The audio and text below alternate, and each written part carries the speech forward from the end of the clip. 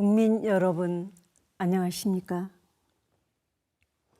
저는 이번 대통령 선거에 나선 기호 2번 국민의힘 김문수 후보의 아내 설란영입니다. 사실 찬조 연설을 하는 것을 많이 망설였습니다.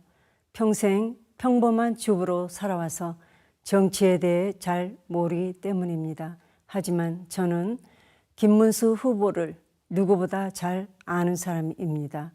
45년을 함께 산 남편 김문수는 정직하고 성실한 사람입니다.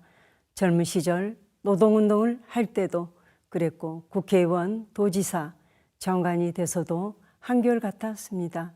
청렴, 결백하고 공과 사를 구분하는 데 누구보다 엄격합니다. 겉으로 보이는 이미지와 달리 유머러스하고 가족과 주변 사람들에게 따뜻하고 소탈한 사람입니다. 늘 부지런하고 최선을 다합니다. 국민 여러분께 이런 김문수의 진짜 모습을 제대로 알려드리는 것이 도리라고 생각했습니다.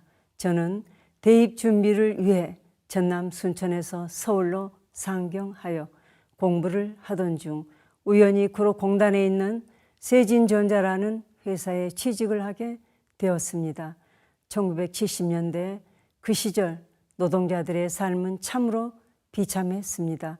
근로기준법, 노동법과 같은 법은 지켜지지도 않았고 최저임금 제도 또한 없었습니다. 김문수 후보와 저는 노동자들의 인간다운 삶을 위해 함께 노동운동을 했습니다. 1981년 결혼 이후 서울 봉천동에서 단출하게 신혼생활을 시작했습니다. 5공화국이 들어서자 남편은 더 이상 공장을 다닐 수가 없었습니다. 저도 딸아이를 출산하고 다니던 회사를 그만두게 되었습니다. 서울대 근처에 조그만 서점을 운영하면서 저는 현장에서 물러난 여성 노조 간부들과 함께 한국여성노동자회라는 단체를 만들었습니다. 저 자신을 포함한 당시 여성은 결혼을 하고 아이를 낳으면 일을 계속할 수가 없었습니다. 그래서 지금의 어린이집과 같은 타가소를 처음으로 만들었습니다. 남편은 영유아를 위한 타가 사업에도 적극 참여했습니다. 서울, 경기 5곳에 일하는 여성을 위한 타가소를 만들었습니다. 김문수 후보는 일하는 여성들의 현실과 육아 문제를 잘 아는 사람으로 그 어떤 해법을 찾으려고 많은 노력을 기울였다고 생각합니다. 김문수 후보는 1986년 5.3 인천 시위를 주도한 혐의로 보안사에 붙잡혀 가서 온갖 고문을 당한 뒤 구속됐습니다. 저는 계속 서점을 운영하면서 옥바라지와 여성운동을 하면서 바쁘게 지냈습니다. 딸아이는 타가소에 맡겨 주중에는 타가소에서 지내고 주말에만 집으로 와 저와 함께 보냈습니다. 1년쯤 지나 5살 된 딸아이를 데리고 목포 교도소로 면회를 갔습니다.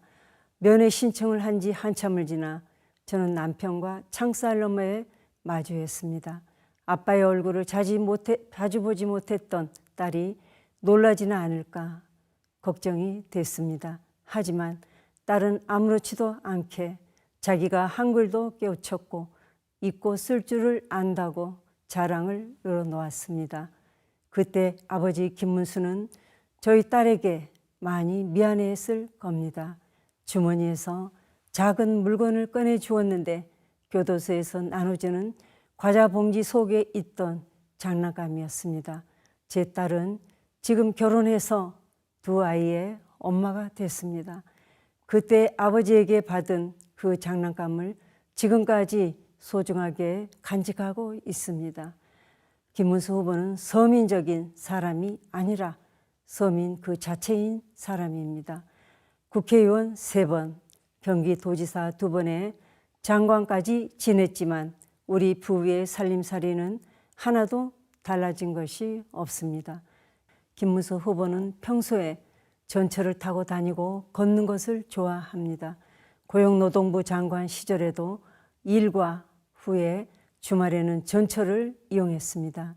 남편은 경기도지사가 되면서 울보로 변했습니다. 도지사 시절의 가난을 비관해 극단적인 생각을 했던 일가족 3명을 알게 되었습니다. 그래서 경기도청에서는 그 가족들에게 생계의 수단으로서 행상 트럭을 제공하였습니다. 트럭을 전달하는 날 김문수 후보와 그 가족들이 끌어안고 펑펑 울었습니다. 이 사업이 경기도지사로 일할 때 시작한 위기가정 무한돌봄 사업입니다. 남편은 위기가정 대상자들을 만날 때마다 마음 아파했습니다. 한센촌에 가도 매번 그들의 꼬막손을 붙잡고 울었고 학교를 다니지 못하는 한센인들을 위해 한글 학습당을 만들어 주었습니다. 한글을 깨친 한센인들이 김문수 후보에게 편지를 써서 보냈습니다. 유경수 여사 일에 우리에게 이렇게 따뜻하게 해준 사람이 없었다고 했습니다. 김문수 후보는 청렴, 결백을 넘어서 돈을 무서워하는 사람입니다. 널리 알려져 있다시피 저희는 법인카드와 관용차 사용 등은 엄격하게 규정을 지켰습니다. 조금이라도 오해를 살 일은 절대로 하지 않았습니다. 많은 사람들이 인기 발언 좀 하라고, 포퓰리즘도 좀 하라고 권합니다. 김문수 후보는 진실이 아닌 거짓을 말할 수는 없다고 합니다. 우리 세대가 잠시 편하자고 후대의 미래를 망칠 수는 없다고 합니다. 제 남편 김문수 후보는 진실하고 따뜻한 사람입니다. 저에게는 늘 다정다감한 사랑꾼이고 딸바보 아빠입니다. 자신의 피해를 보고 비난을 받더라도 늘 정정당당한 길을 걸어왔습니다. 단 한 번도 장깨를 부리거나 옆길로 샌 적이 없는 사람입니다. 반칙이나 특권, 부정부패는 더더욱 없는 사람입니다. 그런 남편이기에 저는 늘 자랑스럽지만 한편으로는 안타까운 마음도 듭니다. 아내로서의 남들이 쉽게 가지 않는 험하고 외로운 길을 굳이 선택하는 그의 모습을 볼 때는 걱정이 들기도 합니다. 하지만 제 남편은 늘 말합니다. 이 길이 국민을 위한 길이라면, 나라를 위한 길이라면 나는 주저하지 않겠다라고요. 그 말처럼 그는 단 한 번도 자신의 신념을 저버리지 않았고 누구보다 묵묵하게 흔들림 없이 자신의 길을 걸어왔습니다. 여러분, 지금 대한민국은 어디로 가고 있는지 알고 계십니까? 지금 대한민국은 절체절명의 위기에 놓여 있습니다. 그래서 우리는 지금 더욱더 냉철한 판단을 해야 합니다. 이제는 정당이나 이익이 아니라 오직 국민만을 바라보는 사람을 선택해야 합니다. 국민을 위해 국민과 함께 걷는 사람, 그런 사람만이 이 위기를 헤쳐나갈 수 있습니다. 대한민국의 품격, 국격을 위해서 도덕적으로 떳떳한 지도자, 대통령을 뽑아야 합니다. 저는 기호 2번 김문수 후보를 가장 잘 아는 사람, 그의 야당이자 그의 아내입니다. 김문수는 믿을 수 있는 사람입니다. 겉과 속이 다르지 않는 사람, 정정당당한 후보입니다. 어려운 사람들의 아픔을 외면하지 않았던 울보 김문수가 대한민국과 국민들을 웃게 할 것이라고 확신합니다. 감사합니다.